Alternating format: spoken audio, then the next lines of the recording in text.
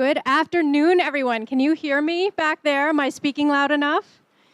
For those of you who I don't know, I'm Alexis Maybank. I'm the founding CEO of Gilt, as well as a new project that I happen to be working on right here. So I want to welcome everyone, and I'm going to tell you a little bit about my experience at Gilt. But before I get started, curious if we have any Gilt members in the audience.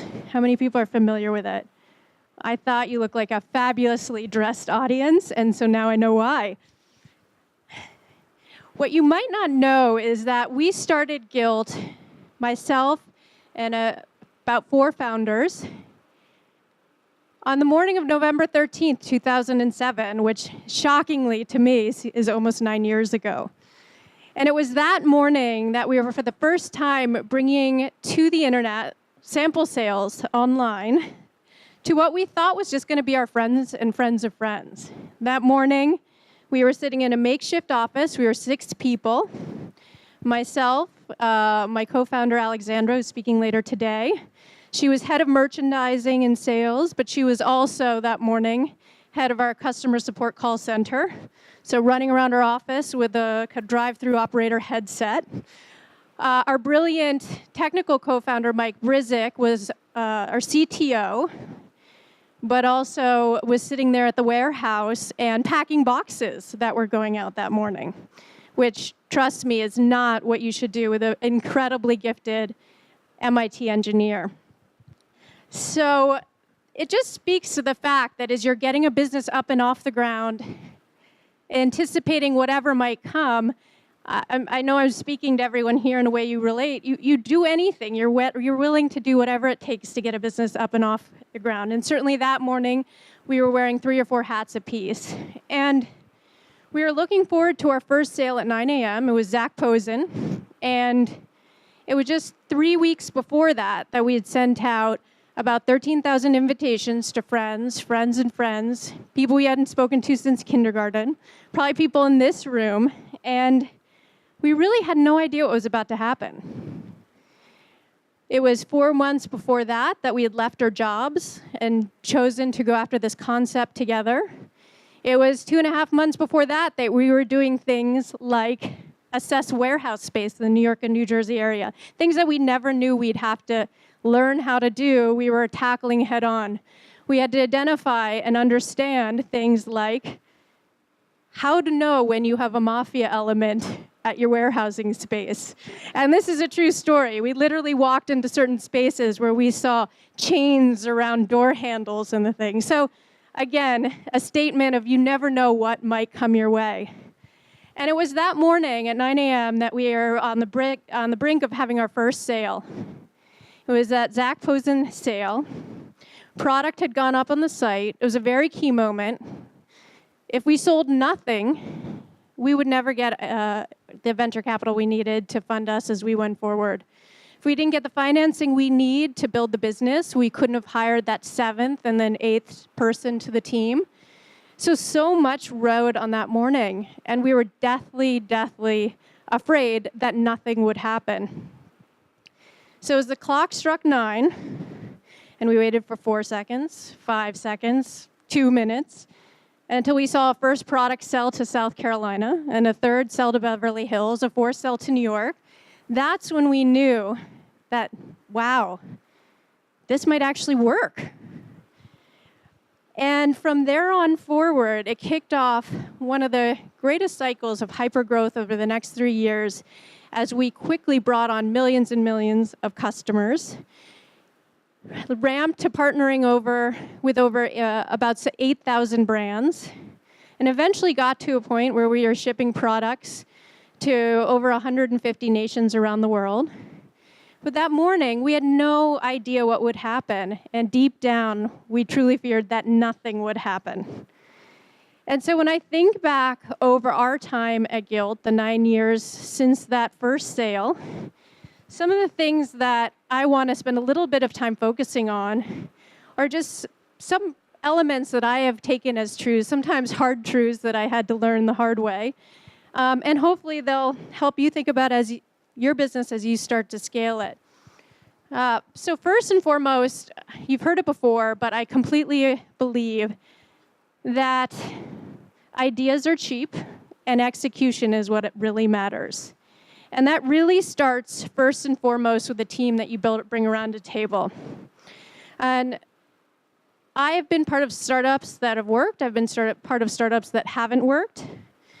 And I think the number one killer of an idea and the number one killer of great execution is that team of people that come together, that team that you build as a leader of a startup. So first and foremost, I think of it as kind of the partner checklist that I've learned over the course of doing now 4 startups. I always think back when I think about who I choose to go into business with. How have I seen this person handle their highest highs and their lowest lows in life? How did they act? Did I like it? Because what's definitely true is that people will always act in those same manners when they run into similar issues when it comes to day-to-day business that you're undertaking. And there is nothing more true than at a startup, you're going to experience some of the greatest highs you could ever have imagined and some of the hardest lows. And human nature stays pretty consistent. So think, are there red flags that you have to address before you go into business? Are there similar values that you hold true for a company? What you want to build, are they the same concept and notion? Because those are things that really start to pull at the fabric of a team and ground a great idea and initial great execution to a halt. Beyond that, and we certainly felt prey to this at Gilt, is when you're building that first team, by human nature, you always tend to hire people just like you. You're most comfortable working with people who look at the world the same way. I tend to be a bright-eyed, bushy-tailed optimist who doesn't want to mire in details too much, never saw an idea I didn't like. And those are entrepreneurs for the most part. But what happens is a leader of a team, you have a natural inclination to hire people who orient towards the world in the same way you do, think about things the same way that you do, like to take in information in the same way that you do.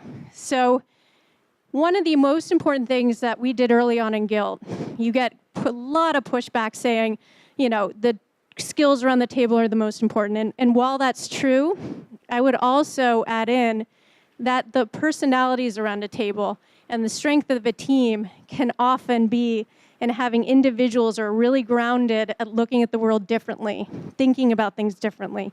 The detail person, the one who is scared about tackling certain things in a certain way. You need that balance because otherwise, as happened very early on until we sat down and went through an exercise, we realized that at Gilt we had hired all individuals who were the optimists, didn't want to mire in details, wanted to run really quickly, didn't want to stop and check in a lot. We had essentially pulled together an initial team that was all the same in terms of how they perceive the world and like to take in information. And that meant that we weren't the strongest we could possibly be. So we went through, and it was sometimes a painful exercise, we went through an exercise, Myers-Briggs can be a good tool, but really making sure that we had a balanced team around a table of diverse personalities who could tackle a concept, a challenge, an opportunity with such different ways of taking in information. And that made us stronger over time.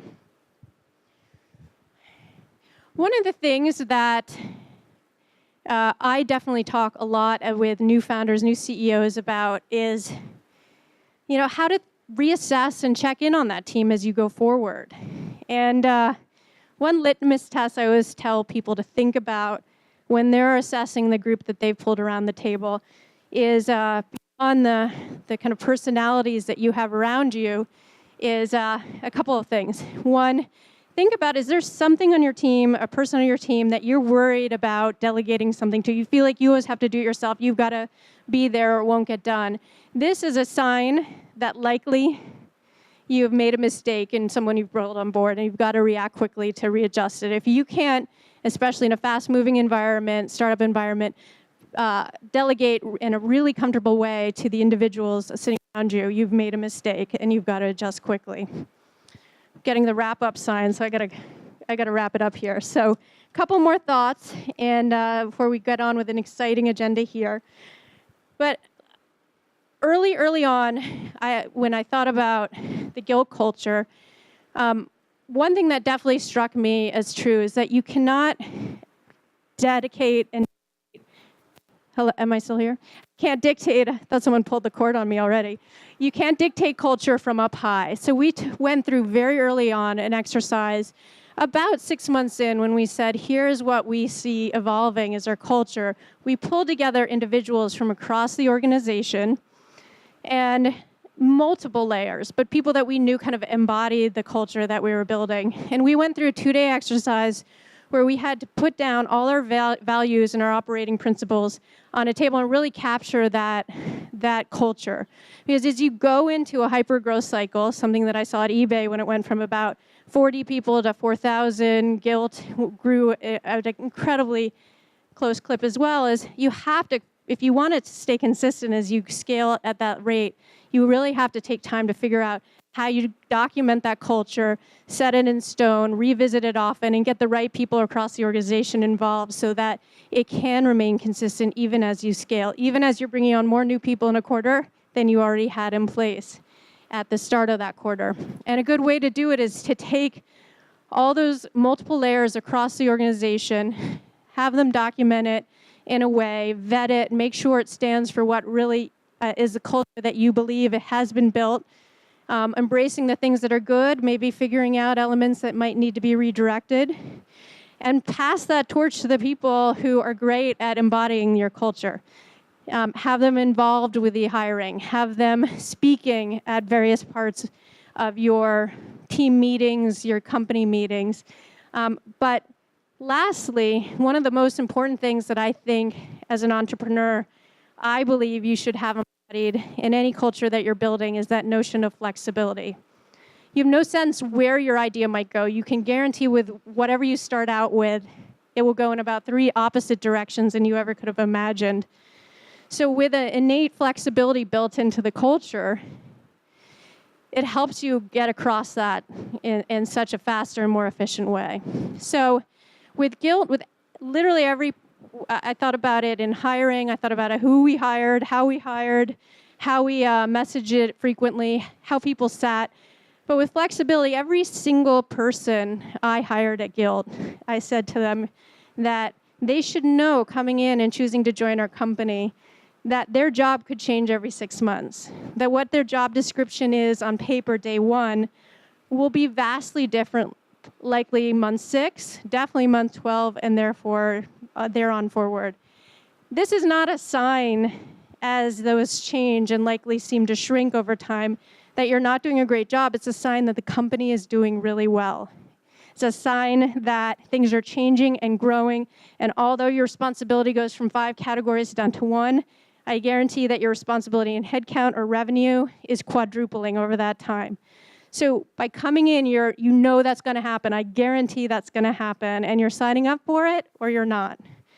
And I reinforced it by having people change seats every 3 months. I reinforced it in so many different ways, but there's nothing worse than when you have let that rigidity creep in and have people fighting against change. They need to know it's going to come ahead of time and sign up for it willingly. So as you embark, and I know many people are already very far down the path on businesses, as you know, you never know where a business is going to go or an idea. At Gilt, I never could have imagined that morning that we would scale to 8,000 brands, over 9 million customers, building a business that did over 70% of its revenue in just about 90 minutes a day, and having to figure out how to scale that type of growth.